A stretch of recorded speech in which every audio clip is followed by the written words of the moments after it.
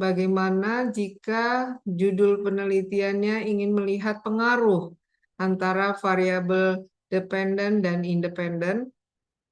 Jika X-nya hanya satu, maka gunakan regresi linear sederhana. Jika X-nya lebih dari satu, maka gunakan regresi linear berganda.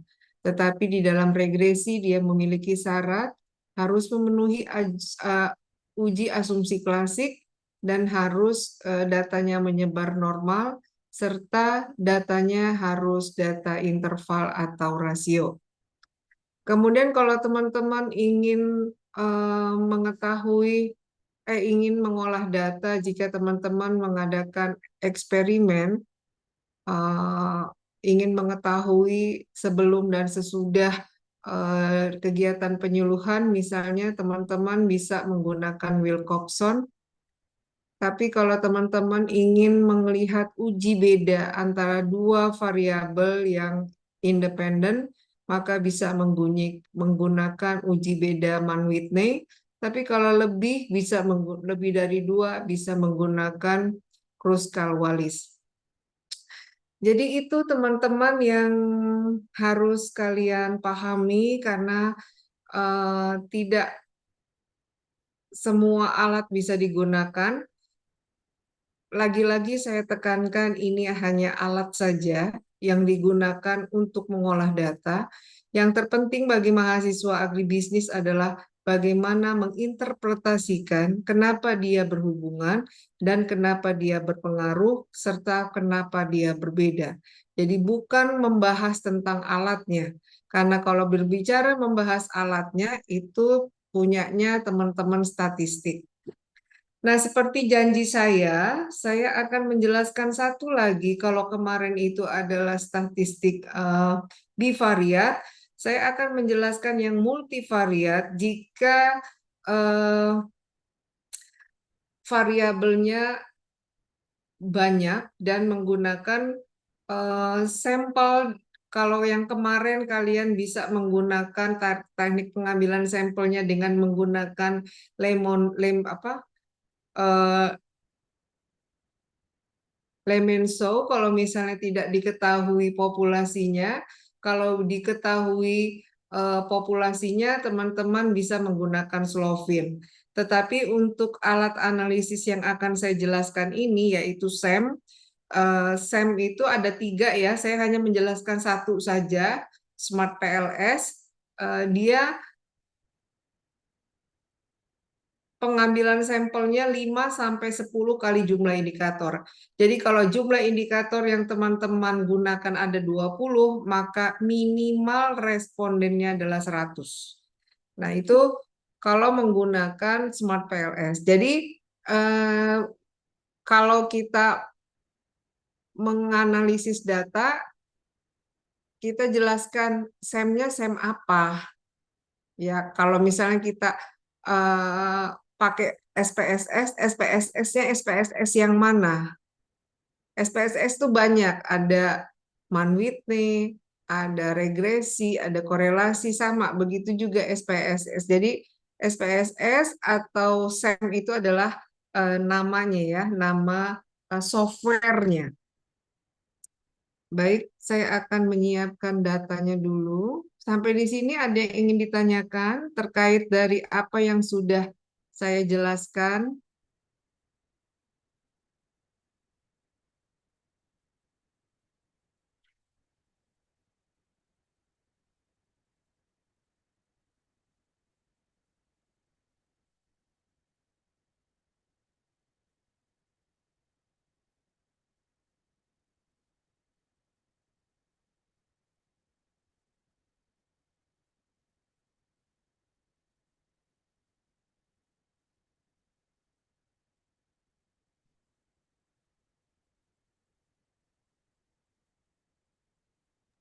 Dirasa dari teman-teman mahasiswa udah cukup jelas, Ibu. Baik.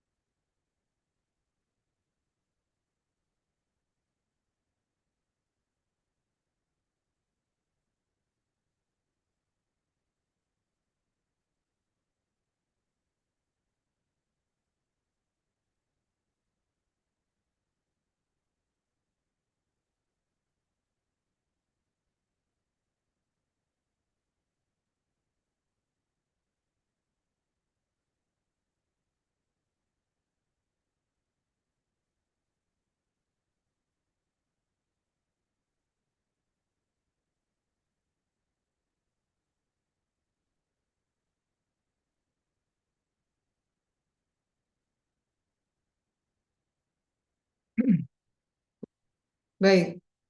Eh, Misalnya teman-teman ingin mengolah data di mana sudah terlihat ya. Sudah, Bu. Nah, misalnya saya ingin meneliti tentang faktor-faktor yang mempengaruhi motivasi dan kinerja penyuluh, judulnya.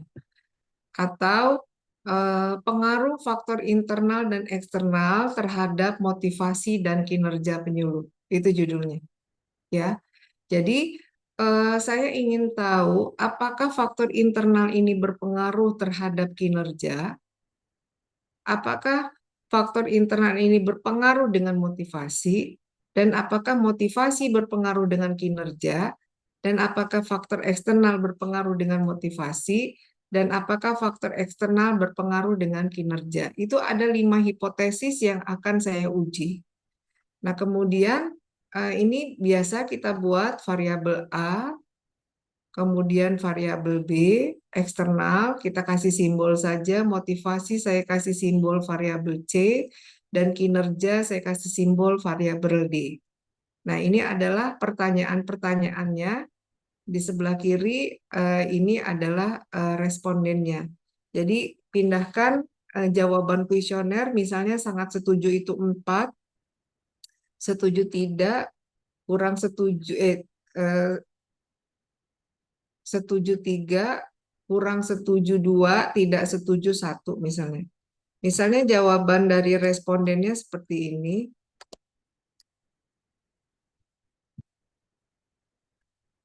ya. Nah, nantinya eh, kita isi dulu.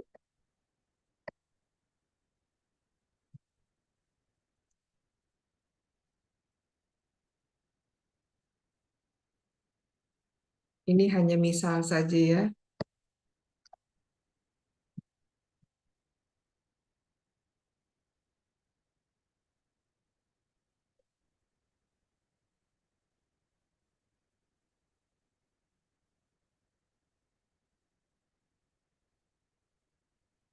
Ini diisi semua, teman-teman.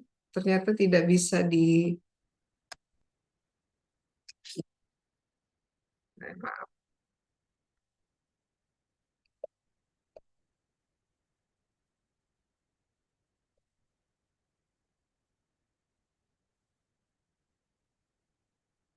Nah, nanti kalau sudah terisi semua, ininya dihapus. Ininya dihapus, kemudian nomornya dihapus, nanti akan seperti ini. Nah, jadi hanya ini nomor responden, kemudian ini jawaban yang tadi. Kita sudah ngasih simbol pertanyaan dari variabel A, pertanyaan kedua dari variabel A, pertanyaan ketiga dari variabel A, dan pertanyaan keempat dari variabel A. Seperti ini. Ya, jadi variabelnya dihapus, respondennya dihapus. Baik. Kalau teman-teman sudah membuat seperti ini, nanti ini respondennya dihapus juga. Ya, jadi hanya angka ini saja. Nah, saya ini,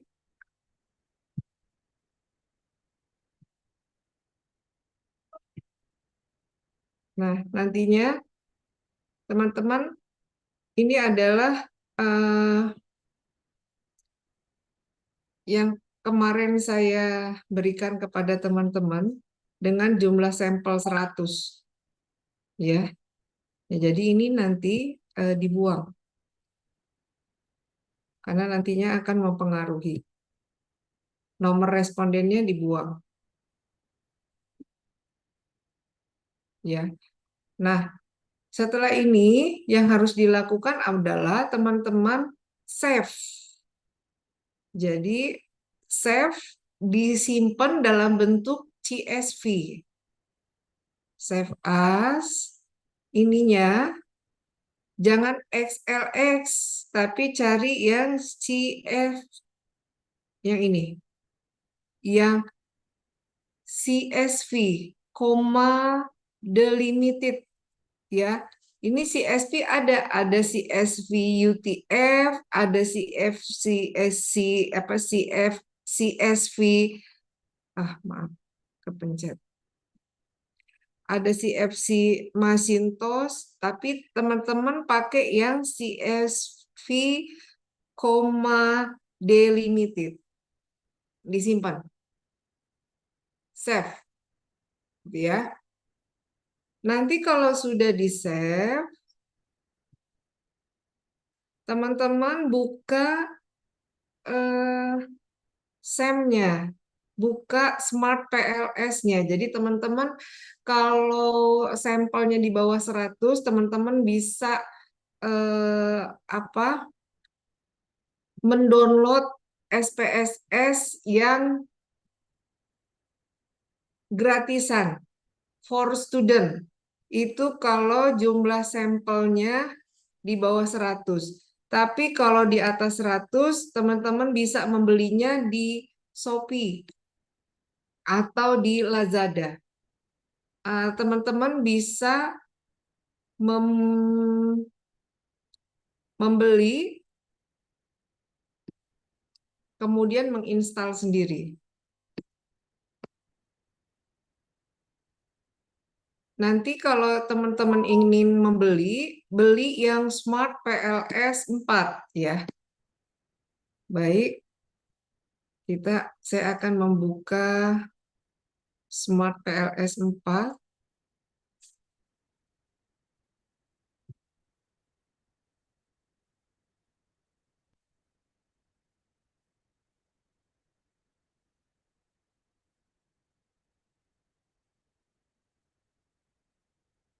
Ya, sudah terlihat ya. Nah, ini kalau teman-teman ngebuka, ini Smart PLS 4. Dibuka, diklik, Smart PLS-nya akan keluar seperti ini. Maka yang pertama dilakukan adalah buka new project, kemudian buat aja, terserah mau namanya, latihan 4 misalnya, kemudian di create. Nah, di sini ada import data file, ada create model. Nah, teman-teman import data file dulu. Kemudian cari tadi yang sudah disimpan dalam bentuk CSV, Excel-nya.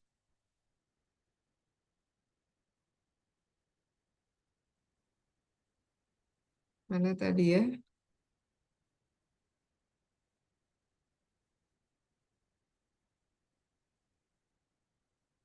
Ini ya, CFC. Kemudian open. Nah, pastikan missing-nya 0 semua. Kalau tidak 0 berarti ada kesalahan dalam penginputan. Setelah datanya masuk, baru kita klik import. Nah, ini sudah masuk nih teman-teman. Terlihat kan ya? Halo? Terlihat Ibu. Terlihat, Bu. Nah, setelah ini kita back. Kemudian kita klik yang create model. Nah, ini kita isi, kita pilih PLSM. Kemudian di sini modelnya kita buat latihan 4, latihan PLS misalnya. Atau latihan apa?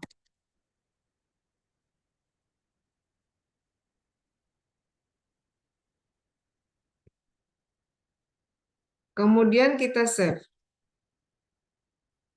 Nah, di sini teman-teman, kita akan membuat seperti gambar pertama yang saya buat. Jadi ini X11, X1, 2, 3, dan 4 kita pindahkan ke kanan. Kita kasih nama tadi faktor internal.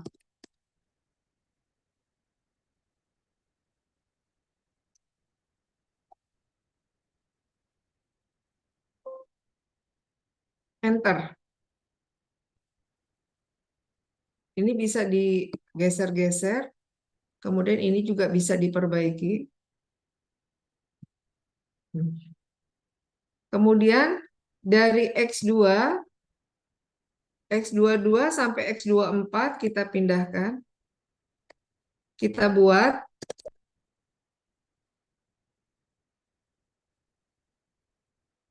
faktor eksternal.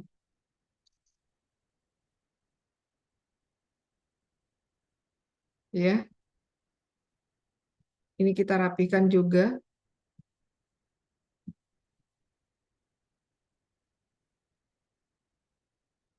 Kemudian kita ke motivasi tadi, variabel Y1. Kita tulis motivasi, enter. Kemudian variabel Y2-nya adalah kinerja. Kita pindahkan, enter. Gitu. Nah, setelah ini teman-teman mahasiswa, kita ke, ini saya pindahkan, ini pindah ini gimana nih?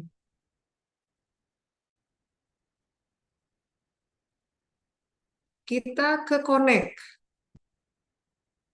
Nah, ini untuk menghubungkan apakah variabel internal berpengaruh terhadap motivasi, kemudian apakah faktor eksternal berpengaruh terhadap motivasi, kemudian apakah motivasi berpengaruh terhadap kinerja, dan apakah variabel internal berpengaruh terhadap kinerja, dan apakah variabel eksternal berpengaruh terhadap kinerja.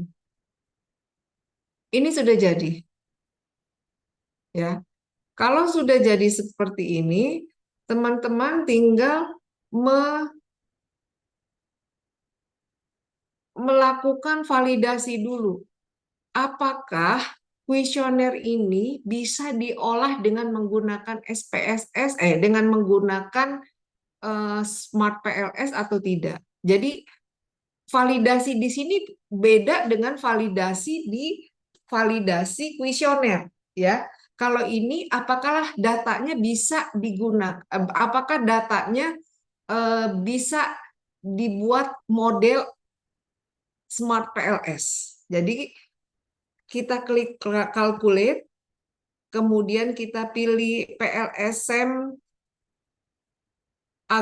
algorithm. Nah, kemudian kita di sini ada start calculate.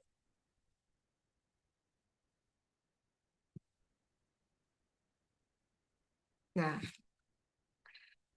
ini ada hasilnya. Kita lihat dulu teman-teman, apakah dia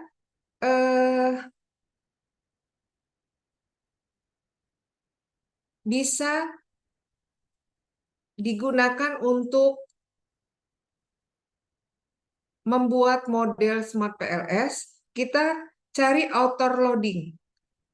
Jadi outer loading itu untuk melihat apakah bisa dibuat pemodelan. Nah, ini ada outer loading.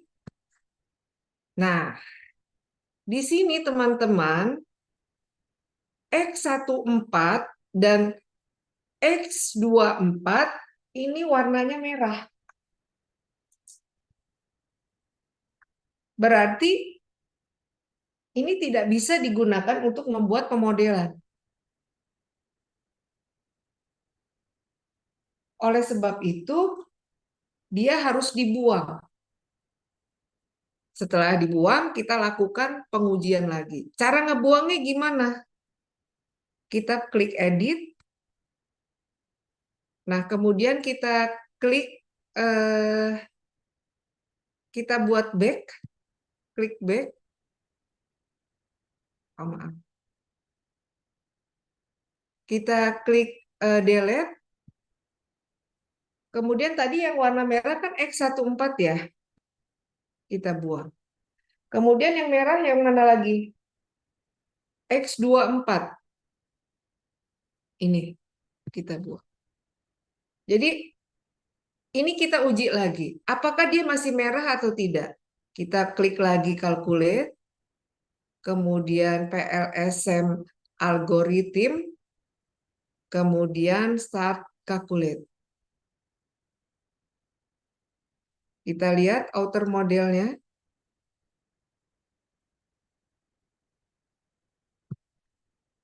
Nah, maaf, outer loading maksud saya. Nah, ternyata Y21 masih merah. Ini harus kita buang lagi. Kita edit. Y21 tadi. Ini ya. Kita klik delete. Kemudian Y21 kita buang. Oke. Kita mulai lagi menghitung calculate PLSM algorithm, kemudian start calculate, kemudian kita lihat outer loading. Wah, ternyata masih merah Y24. Kita buang lagi. Edit. Kemudian kita buang Y24. Oke. Kita lakukan pengolahan lagi, calculate, PLSM, kemudian start calculate. Kemudian kita cari outer loadingnya. Ya, inilah data-data yang bisa digunakan oleh teman-teman untuk mengolah data SEM dengan menggunakan Smart PLS. Nah, kalau teman-teman sudah pastikan nilai semuanya ini hijau, jadi hijau itu maksudnya adalah jika nilainya lebih besar daripada 0,6, maka dia valid. Nah, ini baru valid ini datanya. Gitu ya. Nah, Bu, kalau gitu bagaimana ngolah datanya? Untuk mengetahui apakah dia berpengaruh atau tidak, kita lihatnya di innernya. Kalau tadi outer, sekarang kita cari innernya. Inner model. Nah, di sini ya.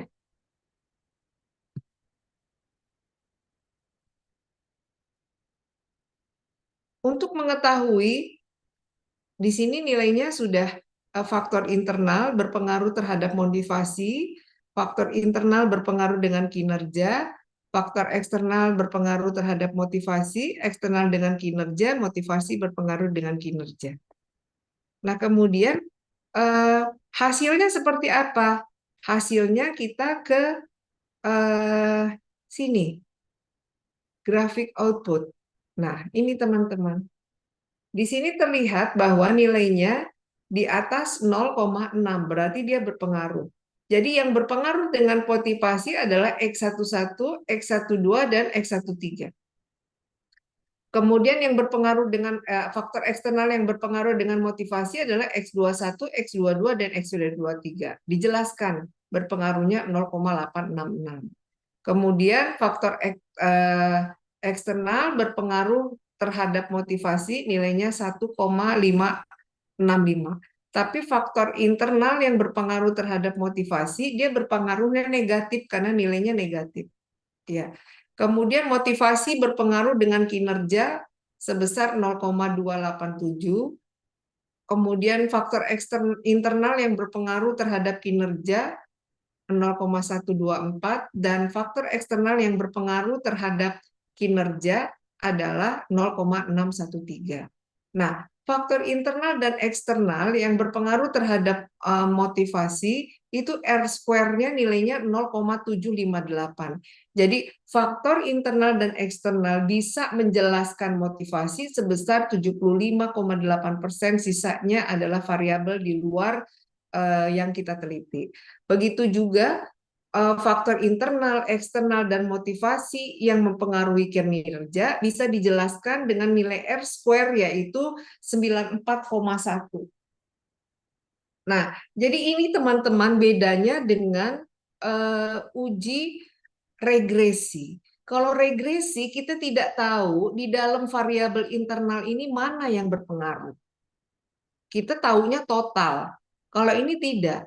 Tadi kita sudah lihat ya, kita melakukan berkali-kali supaya datanya valid dulu.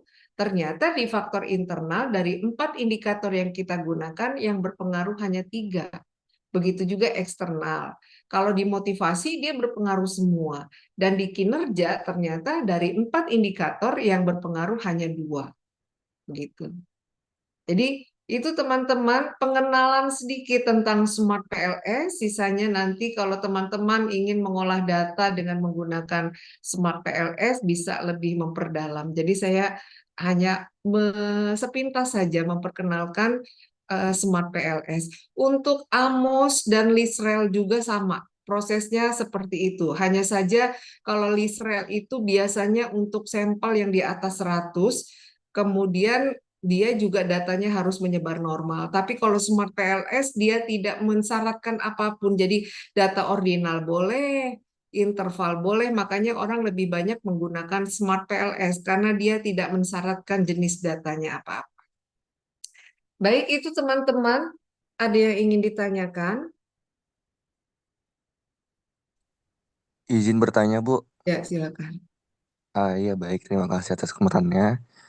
Untuk di Smart PLS itu sendiri, untuk yang uji validitas, kalau semisal itu validitasnya kurang dari 3, apakah itu boleh dilanjutkan atau bagaimana, Bu?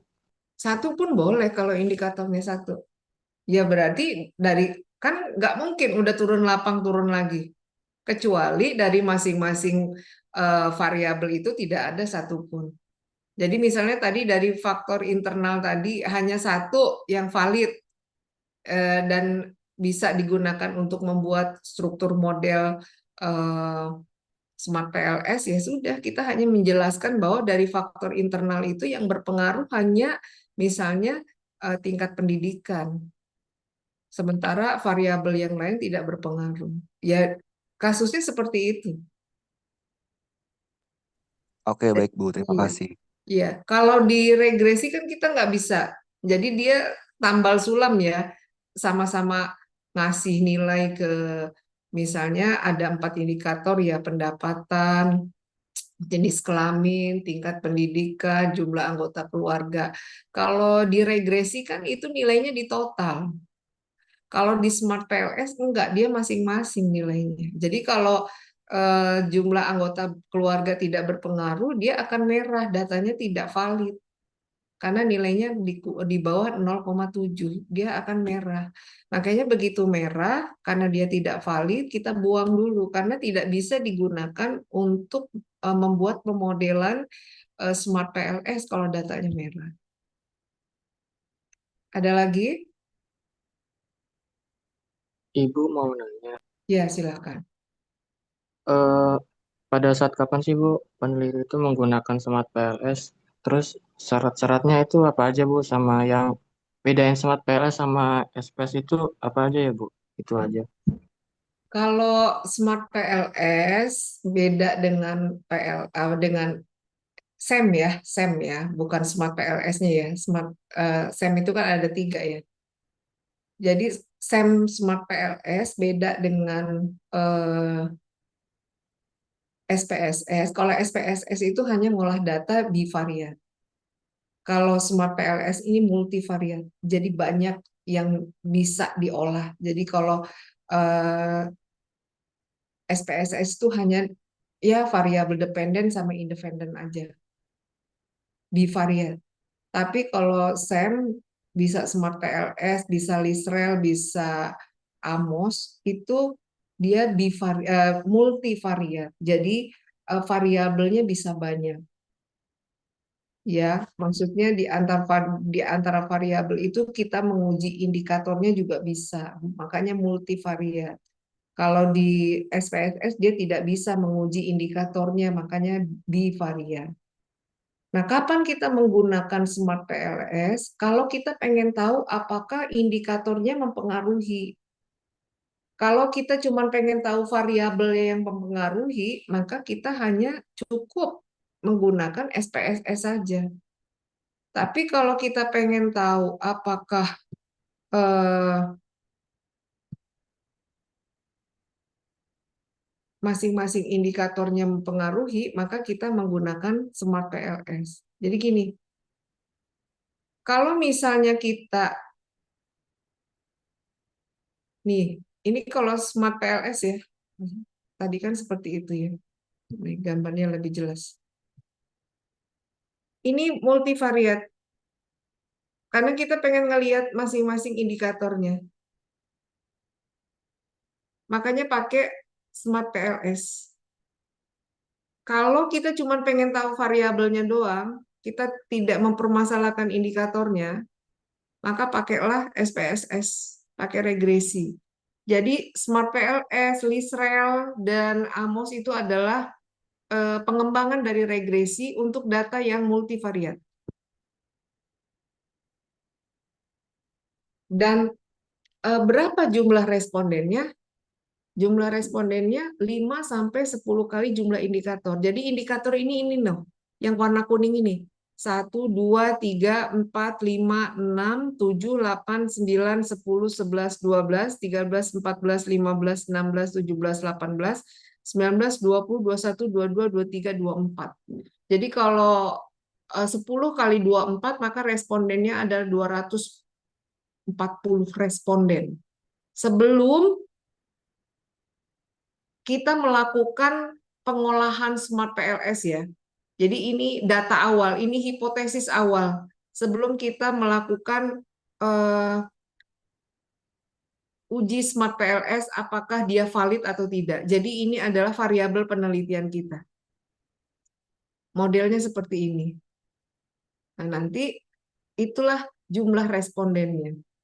5-10 kali jumlah indikator, itulah jumlah sampelnya. Nanti setelah diolah, ya kita nggak tahu nih, dari 6 indikator variabel X1 ini, berapa yang bisa dilakukan pengujian dengan Smart PLS. Boleh nggak, Bu, 1? Ya boleh, nggak masalah. Berarti yang 5 tidak bisa diuji dengan menggunakan Smart PLS karena datanya tidak valid. Nah, setelah diuji, setelah datanya valid, baru kita uji.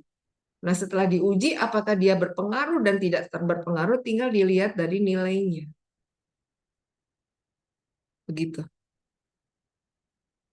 Ada lagi yang ingin ditanyakan?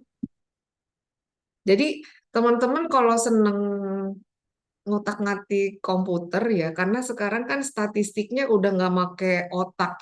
Maksud saya pakai otak itu ngitung-ngitung gitu ya. Ini lebih ke, kalau kata saya sih kayak mainan gitu loh. Alat analisis ini, kalau kita sudah tahu. Jadi kita seneng aja gitu. Kalau yang seneng dengan statistik ini, maka pakailah untuk skripsinya dengan menggunakan metode kuantitatif. Tapi kalau yang nggak seneng ya sudah pakai analisis pendapatan, analisis finansial, analisis biaya, ya, atau menggunakan SWOT gitu kan. Jadi penelitiannya lebih ke deskriptif, bukan kuantitatif. Baik, ada lagi?